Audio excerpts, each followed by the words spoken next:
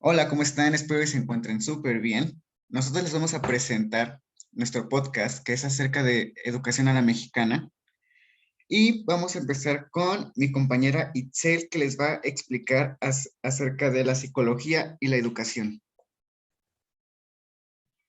Hola, muy buenas tardes. La psicología y la educación, podremos ver que la psicología es eh, una ciencia que estudia la conducta humana, así como los procedimientos mentales.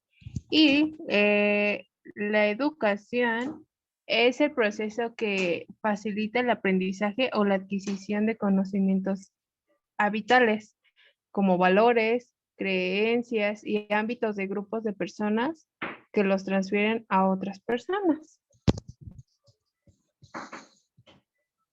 Y eso Ok, es todo. muchas gracias compañera, muy interesante. Ahora, nuestra compañera Karim les va a explicar acerca del carácter independiente de la psicología educativa. Bueno, en la actualidad, la psicología educativa se considera como una disciplina independiente, ya que se ha encargado de desarrollar sus propias teorías, métodos de investigación, problemas y técnicas, pudiendo entenderse a su vez su relación con otras áreas, como la medicina, la biología, la ingeniería, la física o la psicopedagogía, ya que aunque, bueno, parte como una rama en general de la psicología, se ha ido diferenciando en el desarrollo de sus propias áreas de conocimiento. Gracias. Bueno, ahora yo les explicaré acerca del objeto de estudio de la psicología educativa. Es muy interesante hablar del objeto de estudio porque cuando recién nos enseñaron este tema no sabíamos qué era y es algo que realmente necesitamos saber, porque yo creo que es un tema tan importante hasta para el progreso del país, porque en México, aunque sean escuelas públicas o privadas, hay profesores que no lo saben. Entonces el objetivo de estudio es causar aprendizaje. Entonces imagínense, si un profesor no tiene ni siquiera este concepto, cómo es entonces que mandamos a los niños a las escuelas para que aprendan cuando ni siquiera tenemos ese concepto? Entonces, pues bueno, son temas muy interesantes que vamos a ir debatiendo en este podcast. Y ahora mi compañera Dacil nos va a explicar acerca del paradigma de la psicología educativa. Ok, los paradigmas de la psicología educativa son 5. Es el conductista, el cognitivo, el humanista, psicogenético y el sociocultural. Todos ellos han sido a lo largo de la historia muy útiles, ya que nos han ayudado a describir, abordar y resolver distintas problemáticas en el ámbito científico de la educación. El conductista tiene que ver más con la versión operante de Skinner, ya que pues aquí en cuestiones de aprendizaje, sobre todo en niños, se utiliza mucho el estímulo-respuesta. De ahí tenemos el psicogenético. El psicogenético pues tiene que ver más con Piaget, ya que pues él planteaba que pues en este caso del aprendizaje, el alumno empieza a tener como ese cierto interés por el querer aprender y es donde el estudiante empieza a recabar la información que para él considere necesario. De ahí tenemos el cognitivo. El cognitivo se basa más en la enseñanza de comprensión, ya que esto es más como cuestiones de análisis, la síntesis, la toma de decisiones, la resolución de problemas, el pensamiento creativo, todo con una finalidad de que el alumno le dé un cierto significado a lo que está aprendiendo y comprendiendo al mismo tiempo. De ahí tenemos sociocultural. El sociocultural tiene que ver más a la enseñanza entre un espacio de docente-alumno.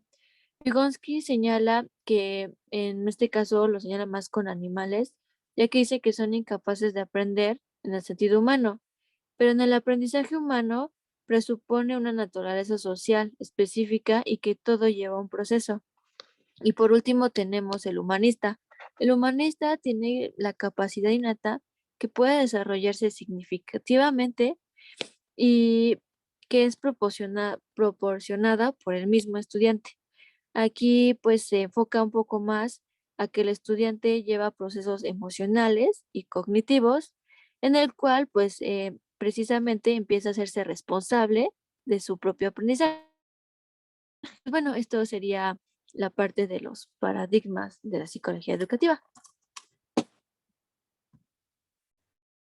Bueno, sí, sí que es muy interesante este tema porque son las soluciones, más que nada, y nuestras maneras de aprender. Pero este tema nos los va a explicar mejor mi compañera Nayeli, que es las teorías de la educación.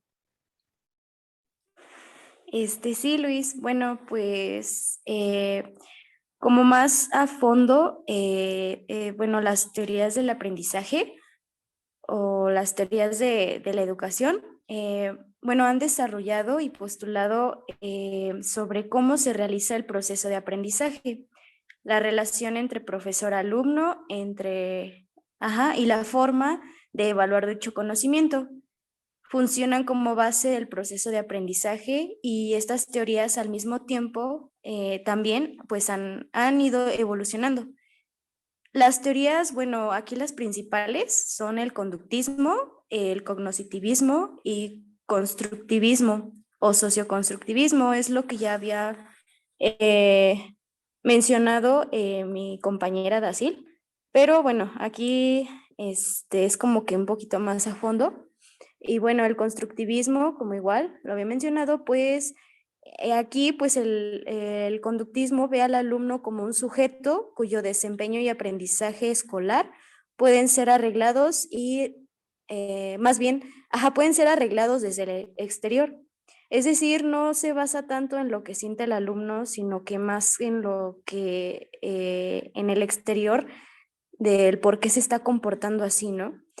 No evalúa tanto como que los sentimientos, ¿no? De lo que realmente le está pasando al alumno. Solamente el alumno obedece y sigue las órdenes del profesor. Después, bueno, sigue el cognoscitivismo, que según esta teoría es un proceso de modificación de significados que resulta de la interacción entre la nueva información y el sujeto. Es decir, plantea que el proceso de información tiene influencia sobre la conducta del ser humano. Luego, bueno, sigue el constructivismo, que en esta teoría es esencia activa. Esto significa que una persona que aprende algo nuevo lo incorpora a sus experiencias previas y a sus propios esquemas mentales. Es decir, todo lo que vamos aprendiendo, eso también lo vamos haciendo en nuestras propias experiencias, en nuestra vida diaria. Y por último, pues tenemos el socioconstructivismo. Aquí es como que va más relacionado el aprendizaje con la sociedad. Es un proceso personal de construcción de nuevos conocimientos a partir de los saberes previos, pero inesperable en la situación en la que se produce y esto va íntimamente relacionado con la sociedad, como ya lo había mencionado. Y bueno, eso es todo de mi parte.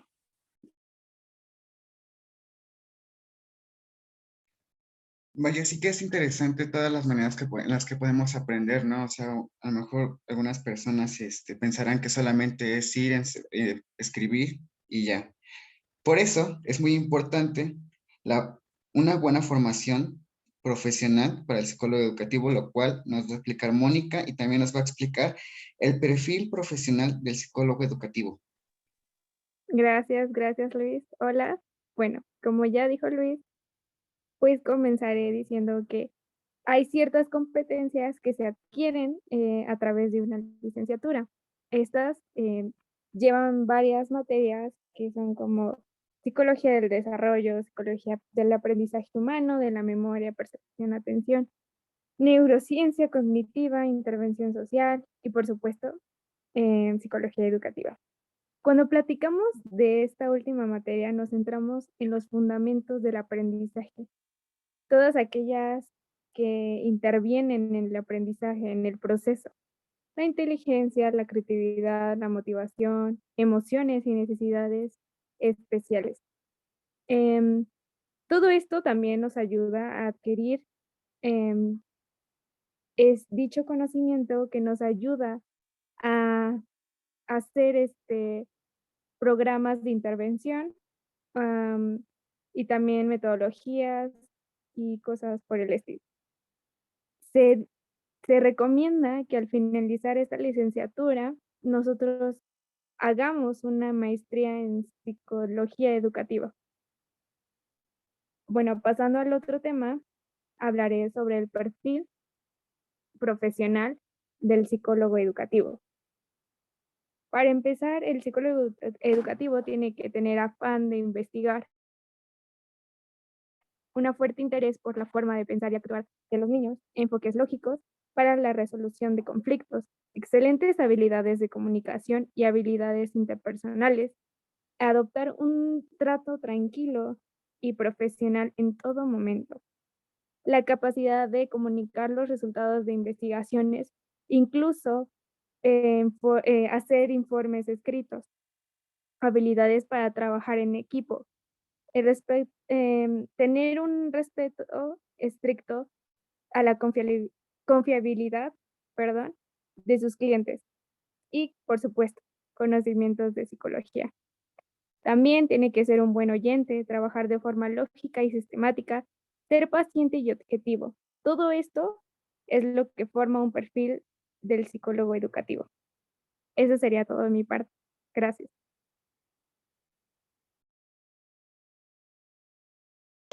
Muchas gracias, compañera. Bueno, y una vez hablando del perfil, voy a hablar también acerca de las características y ámbitos del campo profesional. Cuando hablamos de psicología educativa, a lo mejor pensamos en terapia o en docencia, pero cuando en realidad el trabajo de un psicólogo educativo es multifuncional. Se necesitan tener las herramientas para intervenir psicológicamente con estudiantes de cualquier grado. Se necesitan esas herramientas, ya que podemos tener una maestría en psicología educativa, pero no tener las herramientas ni siquiera para intervenir. Entonces, yo creo que es muy importante tener la base, el conocimiento, para poder desarrollar esta intervención psicológica. Ahora, un psicólogo educativo no solamente puede intervenir psicológicamente, ni estar como docente, sino también puede estar como coordinador, como en el área de educación especial, puede estar en el desarrollo administrativo, puede estar en el básico, puede estar como un director, puede ser un supervisor, también puede trabajar en la SEP. Entonces puede ser, el psicólogo educativo tiene para escoger, porque trabaja psicología y educación, entonces el campo laboral es muy, muy amplio, pero no todo es color de rosa en nuestro país. Por eso, nuestra compañera Nayeli nos va a hablar sobre la problemática y perspectiva del campo profesional del psicólogo educativo.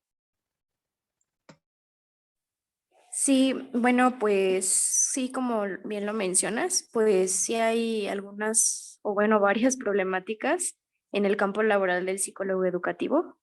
Una de ellas es la falta de información sobre qué es el psicólogo educativo. Creo que eso es lo que nos hace falta saber o más, ampliar más nuestro conocimiento del saber más sobre, más bien, qué es en lo que se encarga el psicólogo educativo, ¿no? Tener poco conocimiento es a lo que voy. Otra parte sería en lo cultural, que bueno, aquí es como que el psicólogo educativo únicamente está en una escuela, ¿no? Pero no sabemos que también también está en otras áreas. Y pues también no saber diferenciar entre un psicólogo y un psicólogo educativo. Entonces solamente pensábamos que un psicólogo se va a dedicar nada más a terapias y a calificar pruebas y no, cuando, bueno, bueno, también sobre el área educativa, pues también hay un psicólogo educativo que también se encarga en esa área. También en este caso, en lo económico, que hay, bueno, sueldos bajos en los psicólogos educativos y pues muy alta demanda laboral.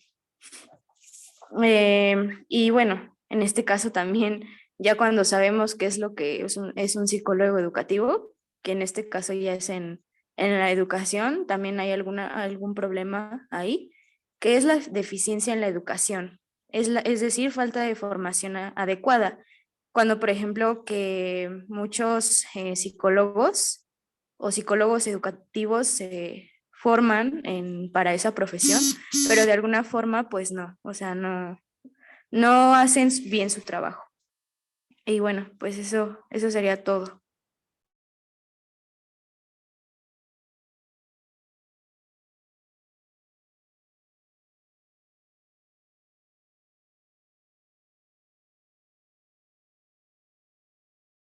Perdón, muchas gracias, compañera. Por eso también tenemos que hablar, como ya lo había mencionado antes, del papel del psicólogo en las escuelas. Ya no estoy hablando del psicólogo educativo, sino del psicólogo. Yo, desde mi opinión, yo creo que debería haber un psicólogo en todas las escuelas, ya que los niños también van con carga emocional. Uno piensa que los niños no tienen nada porque son niños, pero no, en realidad un niño también puede tener un trastorno como lo es ansiedad y depresión. O también, ¿no? O sea, pueden haber trastornos que no se han diagnosticado, como lo es el autismo, como el TDA, que es muy común, que no se diagnostica a tiempo. Trabajar, como lo mencioné, con autismo, con síndrome de Down, que no se sepa cuando hay problemas de lenguaje. O sea, en niños es muy básico eso. Entonces, ahora mi compañera, por eso también hay que saber cómo hacerlo. Mi compañera Kimi les va a explicar acerca de la detección e intervención de problemas conductuales. Sí, bueno, para facilitar la labor de detección de los problemas conductuales, existen ciertos protocolos de observación sistemática en la que se muestran algunos de los tipos de problemas de conducta o inclusive síntomas de los trastornos conductuales. Esta herramienta cuenta con una escala de valoración en la cual permite conocer el posible trastorno al profesor que pudiera llegar a tener el alumno. Esto es simplemente como para tener una mejor visión sobre el trastorno que el niño podría llegar a tener. Una vez que el profesor tenga la valoración, él es el encargado de derivar con el psicólogo educativo. Y ya el psicólogo educativo tiene que realizar una serie de entrevistas, valoraciones y test para determinar el trastorno, si es que el niño tiene algún trastorno de conducta.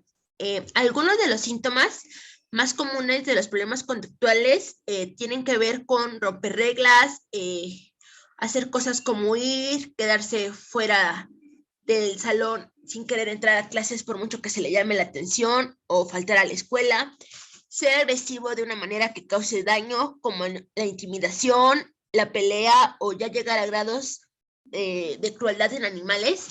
También cosas como mentir, robar o incluso ya más extremos con intentar asesinar, pero ya estamos hablando ya de trastornos, ya más casos más serios y graves. Algunos de los trastornos de conducta más graves son el trastorno por déficit de atención e hiperactividad, el trastorno del espectro autista, el trastorno bipolar, el trastorno obsesivo compulsivo y el trastorno de estrés postraumático. Una vez que el psicólogo educativo ha hecho la observación diagnóstica a partir del protocolo de observación entre el profesor, los padres, la escuela y el psicólogo educativo, inclusive el psiquiatra, si es que no puede ser necesario, se tienen que ajustar para diseñar un programa de intervención para la eliminación de conductas desajustadas o al menos minimizarlas en la medida de lo posible. Gracias. Muchas gracias, compañera. Ya hablamos de los problemas conductuales, pero ahora nuestra compañera Mónica nos hablará ahora de los problemas con la intervención de problemas de aprendizaje. Sí, gracias, Luis. Bueno, hay algunos signos que podemos detectar que son no dominar las habilidades de la lectura, ortografía, escritura o matemáticas según su nivel, tener dificultad para entender y seguir instrucciones, tener problemas para recordar lo que alguien le acaba de decir, carecer de coordinación para caminar, practicar deporte o habilidades como sostener un lápiz, pierde o extravía las cosas fácilmente, tiene dificultad para entender conceptos de tiempo. Y todo esto, pues, como bien lo dijo mi compañero Luis, viene con ansiedad, depresión, baja autoestima, fatiga y pérdida de motivación. Como podríamos intervenir es con ayuda extra con un especialista, según el caso, programas de educación, perdón, personalizada y terapia, y si es muy el caso muy grave, pues medicamentos. Sería todo mi parte. Vaya, sí que es muy interesante porque no solamente es trabajo del estudiante, ¿no? Por eso, Das nos va a hablar sobre la orientación educativa. Ok,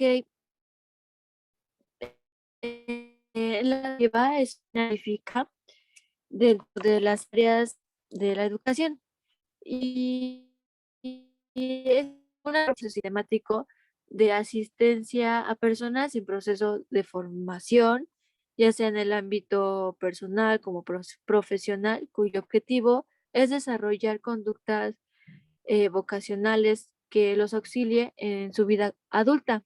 Quiero decir con esto, en general, la orientación educativa es muy importante, ya que lo que no pueden ver sus papás dentro de una escuela, lo pueden ver los orientadores. Precisamente por eso, podemos decir que en cualquier momento un estudiante puede tener problemas de conducta, problemas de aprendizaje, pero sobre todo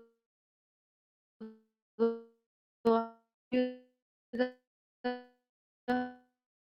a su también los test de orientación vocacional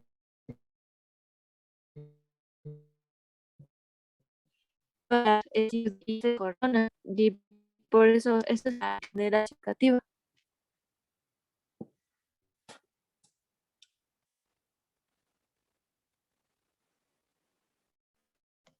Ok, creo que terminaste. Bueno, es que no te escuché muy bien, pero ahora sigue mi compañera Nayeli. Una vez ya hablado la orientación educativa, nos interesará con qué trabajan o si planean, si hay una elaboración de programas.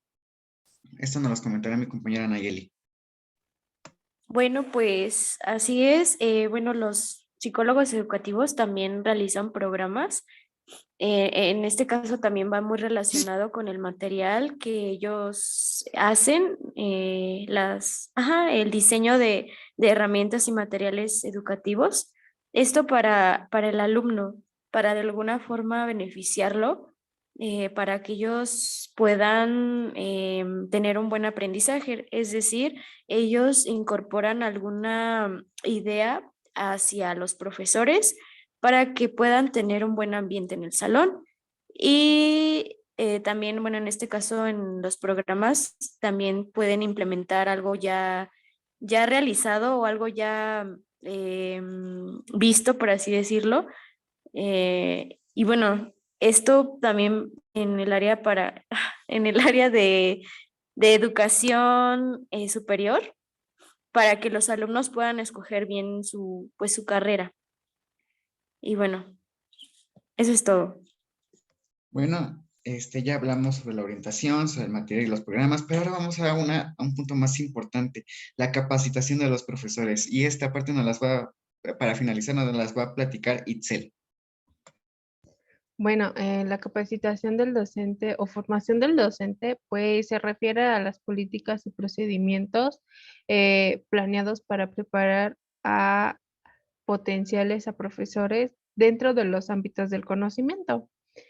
Podremos ver que hay varios objetivos que tienen y uno de ellos es, entre los objetivos de la capacitación docente se encuentran pues desarrollar una actitud de compromisos con el mejoramiento cualitativo de una educación. Esto es a base de cumplir con entusiasmo eficaz el rol protagónico como agentes del proceso de transformar la educación. El otro es promover y apoyar el desarrollo personal, tanto pedagógico y social, de los profesores en la área laboral de las instituciones públicas o de otro país. Una de las importancias del docente es muy importante dentro de la educación, ya que se presenta retos para el profesor día a día y es una de la suma importancia que esté en cuenta con las herramientas necesarias para poder darle solución tanto al profesor que tiene la responsabilidad como a los alumnos en todos sus aspectos. Eso sería todo de mi parte. Vaya, pues hemos llegado a nuestro fin de nuestro podcast. Espero haya sido de su agrado y nos vemos en un siguiente video. Muchas gracias.